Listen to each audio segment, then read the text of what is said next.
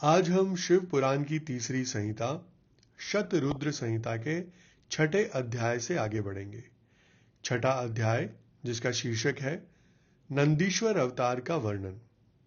यहां तक 42 अवतारों का वर्णन किया गया। अब नंदीश्वर अवतार का वर्णन किया जाता है।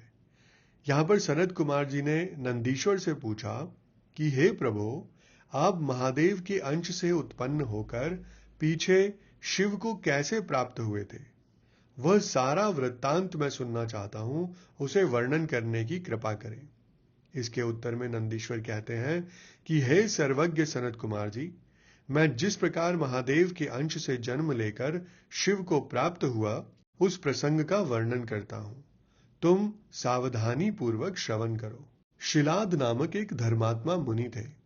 पितरों के आदेश से उन्होंने अयोनिज सुव्रत मृत्युहीन पुत्र की प्राप्ति के लिए तप करके देवेश्वर इंद्र को प्रसन्न किया, परंतु देवराज इंद्र ने ऐसा पुत्र प्रदान करने में अपने को असमर्थ बताकर सर्वेश्वर महाशक्ति संपन्न महादेव की आराधना करने का उपदेश दिया।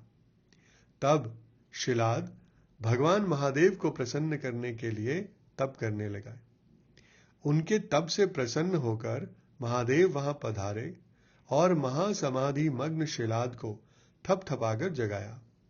तब शिलाद ने शिव का स्तवन किया और भगवान शिव के उन्हें वर देने को प्रस्तुत होने पर उनसे यूं कहा, हे प्रभो, मैं आपके ही समान मृत्युहीन अयोनिज पुत्र चाहता हूं।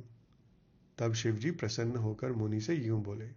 शिवजी ने कहा, हे तपोधन विप्र, पूर्व काल में ब्रह्मा जी ने, मुनियों ने तथा बड़े बड़े देवताओं ने मेरे अवतार धारण करने के लिए तपस्या द्वारा मेरी आराधना की थी।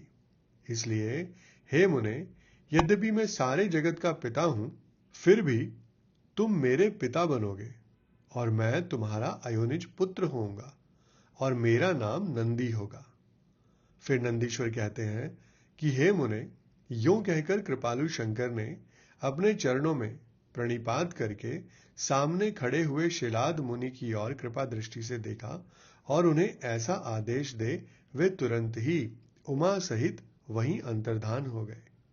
महादेव जी के चले जाने के पश्चात महामुनि शिलाद ने अपने आश्रम में आकर ऋषियों से वह सारा वृत्तांत कह सुनाया। कुछ समय बीत जाने के बाद जब यज्ञ वेत्ताओं में श्रेष्ठ मेरे पिताजी यज्ञ करने के लिए यज्ञ क्षेत्र को जोत रहे थे, उसी समय मैं शंभु की आज्ञा से यज्ञ के पूर्व ही उनके शरीर से उत्पन्न हो गया।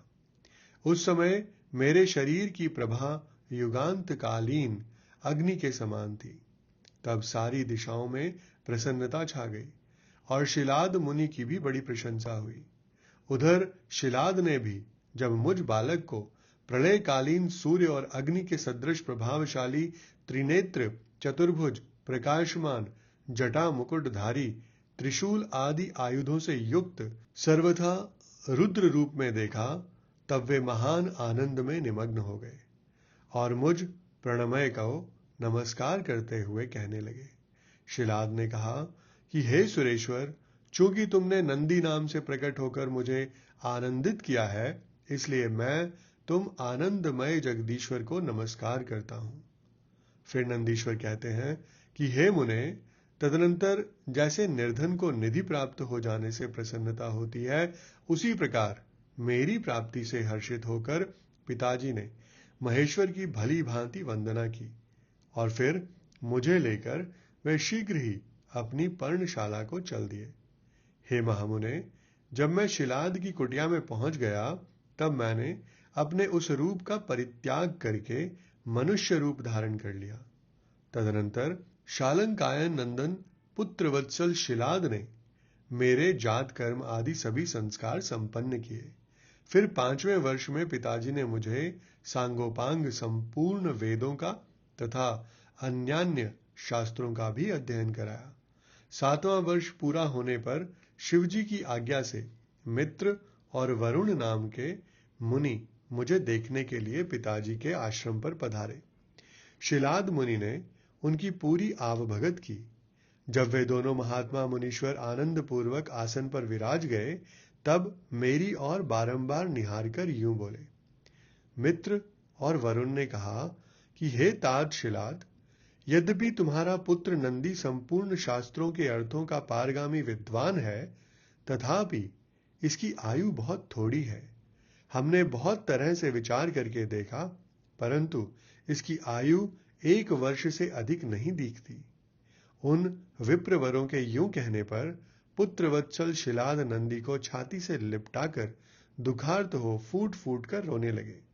तब पिता और पितामह को मृतक की भांति भूमि पर पड़ा हुआ देख नंदी शिवजी के चरण कमलों का स्मरण करके प्रसन्नता पूर्वक पूछने लगे, हे पिताजी, आपको कौन सा ऐसा दुख आ पड़ा है जिसके कारण आपका शरीर कांप रहा है और आप रो रहे हैं?